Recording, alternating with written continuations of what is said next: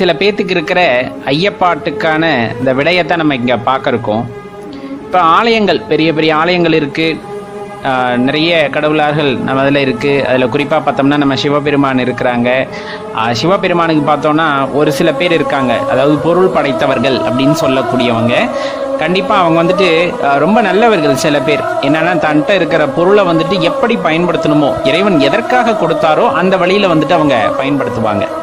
என்னன்னா ஏழை எளியவர்களுக்கு தானம் செய்வதாக இருக்கட்டும், ஆலயங்களுக்கு திருப்பணிக்கு கொடுப்பதாக இருக்கட்டும், அபிஷேக ஆராதனைகளுக்கு கொடுத்து உதவுவதாக இருக்கட்டும், சரியாக பயன்படுத்துவார்கள். அவர்களுக்கு எல்லாமல் அந்த இறைவனின் கருணை எப்பொழுதுமே இருக்கும். இப்ப அதை பார்க்கிற ஒரு சில பேர், அதாவது முடியாதவர்கள், வாழ்க்கையில வந்துட்டு வாழவே முடியல அப்படிங்கிறவங்க, ஆனா உண்மையான பக்தி கொண்டவர்கள், அன்பு கொண்டவர்கள் மனதுல வந்துட்டு ஒரு சின்ன சலனம் எப்பொழுதுமே இருக்கிறது. நம்ம வந்து அந்த உயர்ந்த நிலையை, ஞானிகள் அளவுக்கு வந்துட்டு பக்குவமாயிருச்சுன்னா அதை பற்றி நம்ம நினைக்க மாட்டோம்.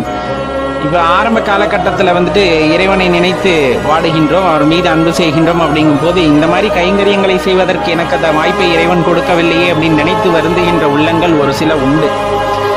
அவர்களுக்கு நாம் சொல்லிக் கொள்வதெல்லாம் ஒன்றே ஒன்றுதான். இப்போ இருக்குது அப்படிங்கும் போது கண்டிப்பாக செய்யக்கூடிய மனது இருக்கிறது ரொம்ப பெருசு. நான் இப்போ சொன்னேன் இல்லையா, ஒரு சிலருக்கு வந்துட்டு அந்த மனமானது இருக்கிறது. அவர்கள் நீடோழி வாழ வேண்டும், அவர்கள் நிறைய திருப்பணிகள் செய்ய வேண்டும், அதில் அந்த மாற்று கருத்தும் இல்லை.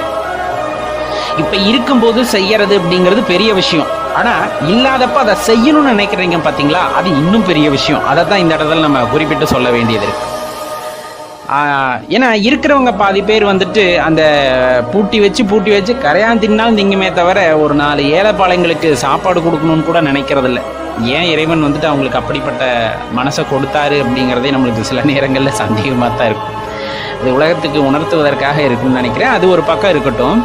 இப்போ நீங்கள் ஆலயங்களுக்கு செல்கிறீர்கள் அப்படிங்கும் போது எளிமையான தெய்வத்திற்கு எளிமையான வழிபாட்டை செய்யுங்கள், அது போதுமானது. அவ்வளோதான் நம்ம சொல்கிறது.